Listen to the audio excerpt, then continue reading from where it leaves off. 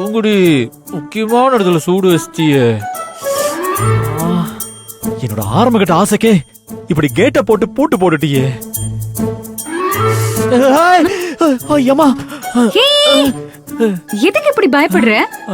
வேணாம், பயப்படாத மாதிரியா நீ பண்ணிருக்க. ஏற்கனவே உதடு சூளையில வச்சு கருக்கின மாதிரி கருப்பா இருக்கு. இதுல இன்னும் சூடு போட்டு அதை விட கருப்பாக்க பாக்குறியா? மத்த குடும்பத்துல எல்லாம் பொண்டாட்டி மேல பாசம் வைக்கலன்னு தான் சூடு போடுவாங்க. ஆனா நீ உன் மேல அதிகமா பாசம் வச்சதுக்காக தான் சூடு போடுறியா? எனக்கு இதுவே போதுமா.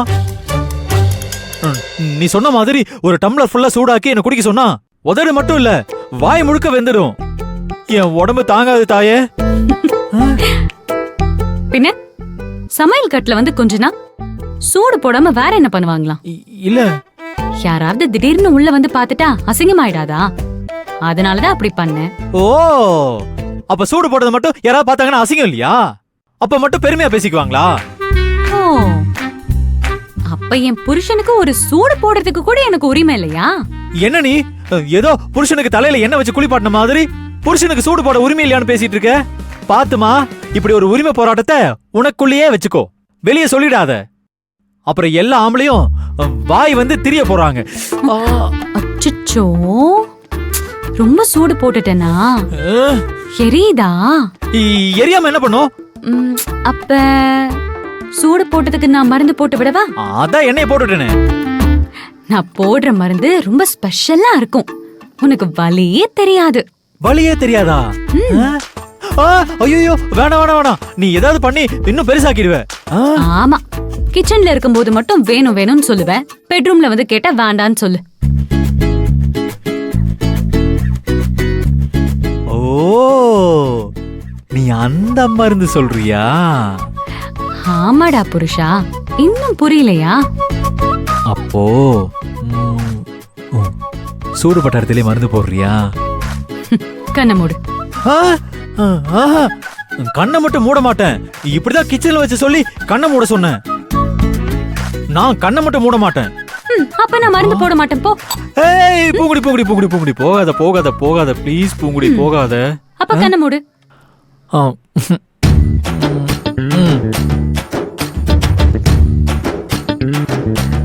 டேய் திருடா, ஓட்டக்கனால பார்த்தா எனக்கு தெரியாதா? அப்புறம் நான் மருந்தே போட மாட்டேன். மருந்து வேணுமா வேண்டாமா? வேணும் வேணும் வேணும் வேணும் வேணும் வேணும். அப்ப கண்ணை மூடு.